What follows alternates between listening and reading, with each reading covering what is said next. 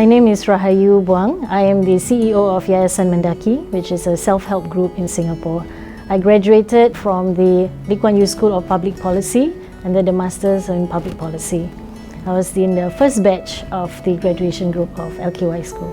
What drives me is to be able to do something that will help and touch people's lives. And so the areas of work that I've chosen in my career, whether it's in a government institution or it is in an NGO, they all must relate to how does what we do make a difference in people's lives. I'm passionate about social and family policies.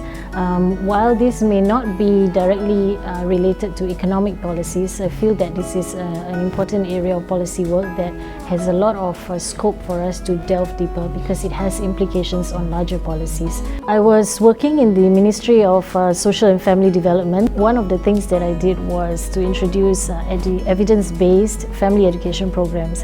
Family issues are very intangible. A lot of it is value-based.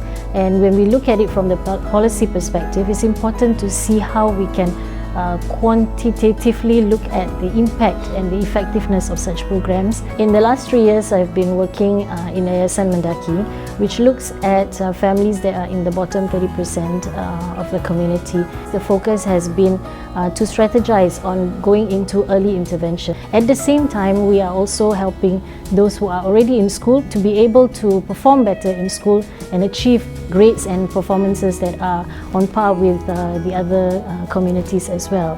The Kuan School of Public Policy is the first institution of public policy that I chose, and I think it is very natural because of the caliber of the lecturers, the faculty there, and the prestige of the university. Studying in the Kuan School of Public Policy has given me the framework that I need in order to do policy work well.